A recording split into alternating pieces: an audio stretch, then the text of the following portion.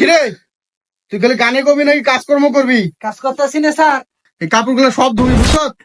সবগুলো কাপড় ধুইয়া ইস্ত্রি করে রাখা দিবি, বিকাল বেলা আবার বাইরে যাবো আমি, ঠিক আছে? ঠিক আছে স্যার। সামনে তো ঈদও আইল, কি করা যায়? ছাগিলেও বায়না ধরছে, স্যারও তো 3-4 মাস ধরে বেতন দেয় নাই, ছাগিলেও বায়না ধরছে। স্যার যদি এই মাসে ঈদের আগে আগে বেতনটা দেয় তাহলে তো ভালোই হবে। রহিম কই রে? হ্যাঁ রহিম কই রে? তাড়াতাড়ি আয়, এই পোলারটা দিয়ে কোনো কিচ্ছু হয় না। কই রে? তাড়াতাড়ি আয়। স্যার মনে ব্যস্ত আছেন স্যার, মুখ কি বলি গেলেন স্যার? যে গরম পড়ছে আমার জন্য একটা আনারস নিয়ে আয়, যা ধর।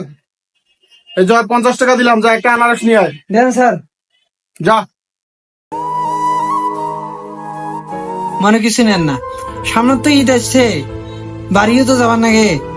ছাড়া ছোট গুলাও বায়না ধরছে, কাপড় চোপড়ও কিনে দিবেন নাকি, কি করা যায় স্যার? ওখানে অগ্রিম ছুটি আর বেতনটা না আগে বাকি দিবেন নাকি? আরে রহিম আমি তো তোর কথা বুঝছি, এখন মনে কর সামনে একটা ঈদ, আমার তো খরচপাতি বাইরে গেছে, এখন তোরে আমি কেমনে দেই? আমার দিকে একটু দেখ, ঈদের পরে টাকাটা নিস। আমার এখন অনেক চাপ বুঝছ, তুই ঈদের পরে টাকাটা নি, তোর জন্য ভালো হইব বুঝছ। তুই আপাতত কাজ কাম কর, ঈদের পরে তোরে সব টাকা দিয়ে দেবো, চিন্তা করিস না। তুই ঠিক মতো কাজ কাম কর, ঠিক আছে? আর ঈদে তোরে বাড়িতে যাইতে হইব না, তুই এইখানে থাক, এইখানে ঈদ কর বুঝছ। স্যার মধ্যে একটু তাকান, গত ঈদে তো বাড়িতে নেই, এবার যদি না যাও ছাড়া ছোট গুলা কান দিয়ে শেয়ার হয়ে যাবে স্যার। এত কথা কস কেন তুই? তুই জানোস না সামনে ঈদ, আমারও তো খরচপাতি আছে, টাকা পয়সা তো আমারও দরকার। মোগানা দয়া করো স্যার, এবার ঈদের বাড়ি না গেলে হইবে না স্যার, মুই তোমার পা ধরো স্যার, মুখে এবার দয়া করো স্যার। তুই পাঁচ হাত না, স্যার।